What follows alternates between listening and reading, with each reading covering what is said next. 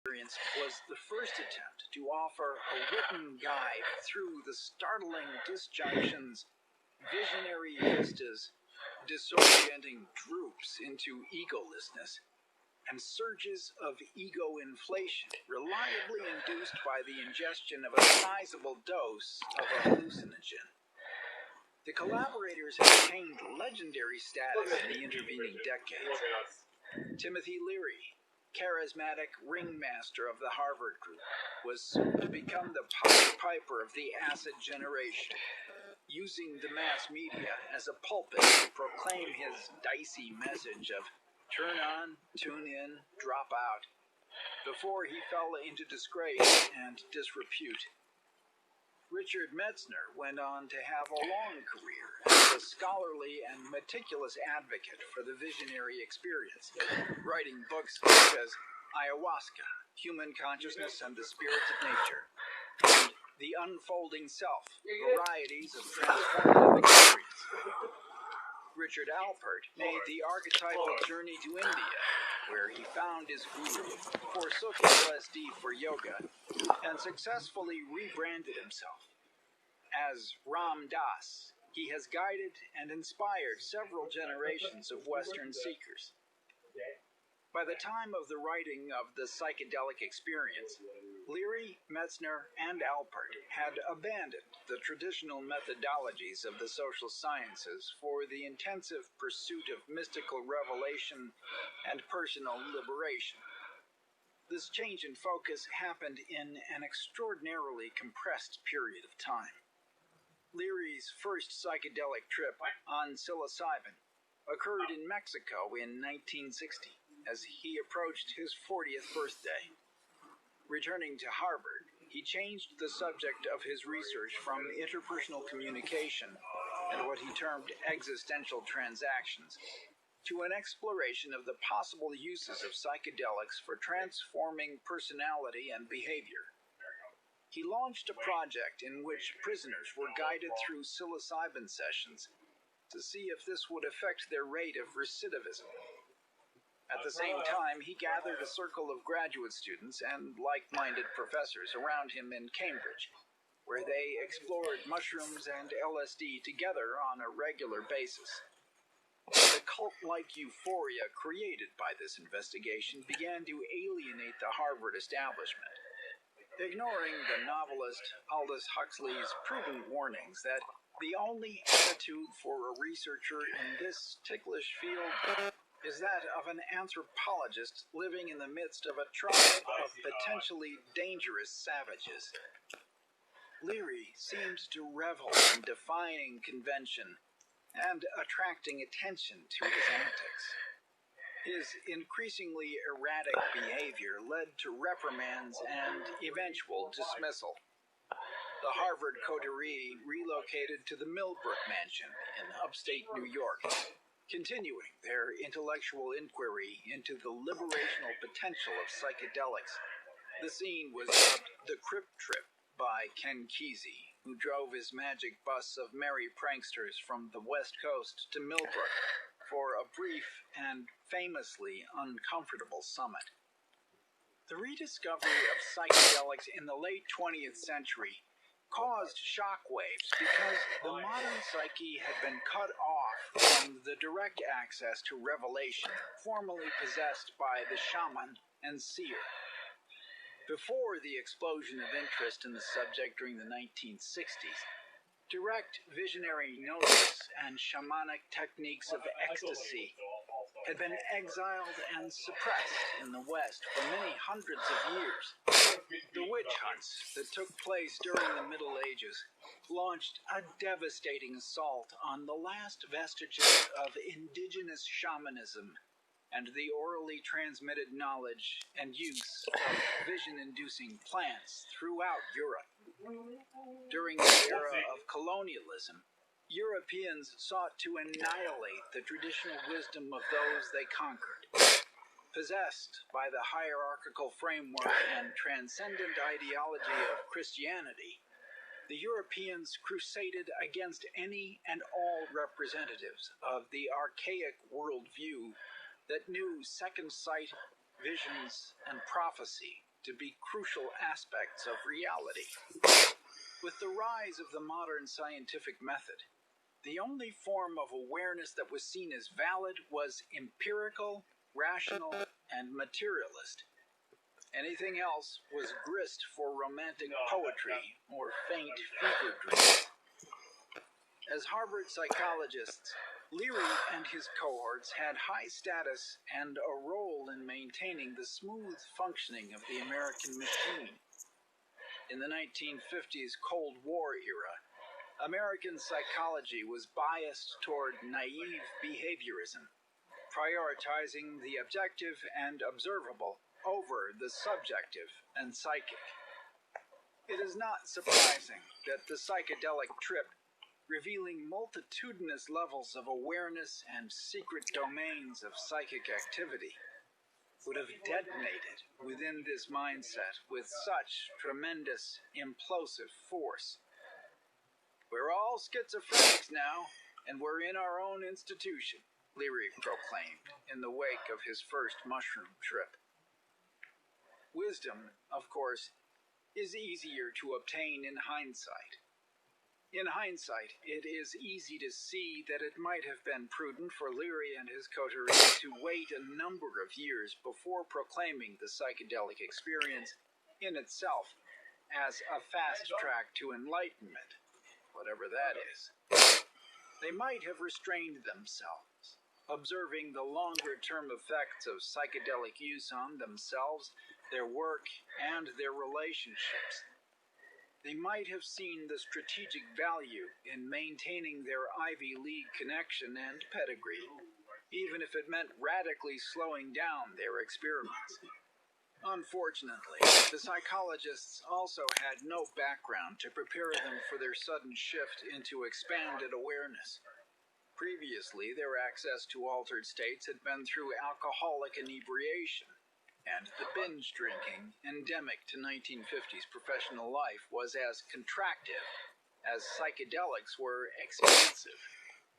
Their worldviews radically wrenched by a massive ingression of previously unknown psychic intensities, the Harvard psychologists grasped these chemical catalysts as the answer, rather than approaching them with skepticism and proper caution, as tools that, potentially containing hidden dangers, required scrupulous care. The psychedelic experience is a cultural artifact of this early and pivotal time in the historical development of psychedelic use and understanding in the modern West. In their efforts to find a spiritual context for entheogenic exploration, the Harvard trio gravitated to the sacred culture of Tibetan Buddhism, interpreted in the groundbreaking works of Y.I. Evans Wentz and Lama Govinda. In retrospect, this choice is interesting on several levels. Although Leary had taken mushrooms for the first time in Mexico, he reported feeling that he understood the Mayan civilization for the first time during his trip. They did not create a manual based on indigenous practices or draw any connection to tribal shamanism in North or South America.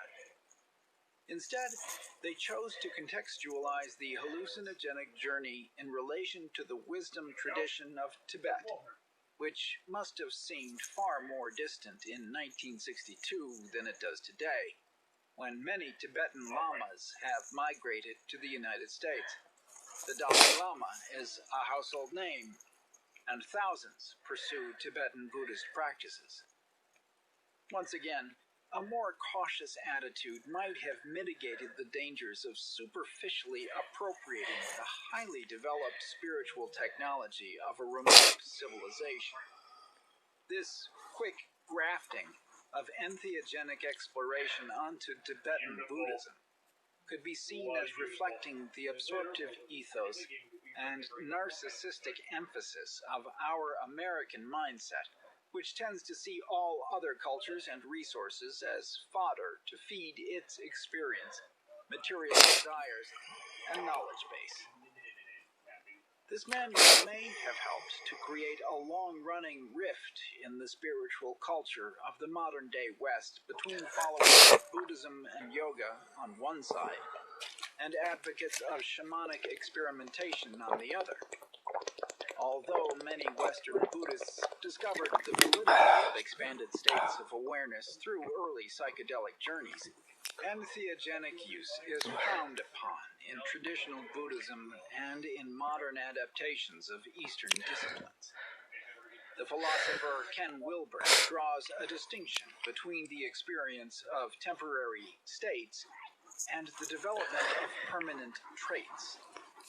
While psychedelics can allow us to access different levels of awareness, their use does not necessarily compel a transformation that would turn the developmental possibilities glimpsed in those states, such as greater levels of empathy, a wider intellectual scope, a more refined aesthetic and sensuous engagement with the physical world, and so on, into positive character traits. Ego inflation and distorted judgment can be the result. A realistic assessment of the use of psychedelic substances for personal development would reckon with both the positive and negative aspects of short and long-term use, as well as the benefits of participating in shamanic work with an established tradition. We might find that psychedelic use can support a shift from states to traits, but only within a larger framework and proper context for personal development. Throughout the psychedelic experience, we find an emphasis, entirely lacking in the Tibetan Book of the Dead, on the selfish, game-involved nature of man, selfish game desire, the return to game reality, the ego game, and so on. While Buddhism recognizes the basic goodness of our essential human nature, obscured by karma, the writers of the manual seemed mired in a puritanical and sin-stained conception of the individual. Apparently, the trippers' nefarious ambitions to succeed in the game worlds of modern life needed to be purged in the hallucinatory fire of the entheogenic encounter. In this respect, and many others, the psychedelic experience overlays a simplistic and moralizing psychological perspective on the subtler and more profound exegesis of an ancient spiritual science found in the original text. As for the value of the psychedelic experience as a tripper's manual, it was certainly used for that purpose by thousands of people during the 60s, and may have provided a helpful reference point for some who would otherwise have plunged into their first journey with no context at all. In retrospect, however, the conjunction of Bardo state experiences and psychedelic plateaus seems more than a bit forced, and the insistence on the desirability of losing the ego almost seems naive. Ego freedom might be a more appropriate goal than ego loss. The ego is our particular lens for perceiving reality. Therefore, loss of it would be devastating. However, if we could attain freedom from the ego, we could act out of a holistic awareness of our particular perspective in relation to larger social and evolutionary processes. John Lennon, who borrowed a few lines from the manual for a song, "Turn off your mind, relax, and float downstream," later told an interviewer, "I got a message on acid that you should destroy your ego, and I did, you know? I was reading that stupid book of Leary and all that shit.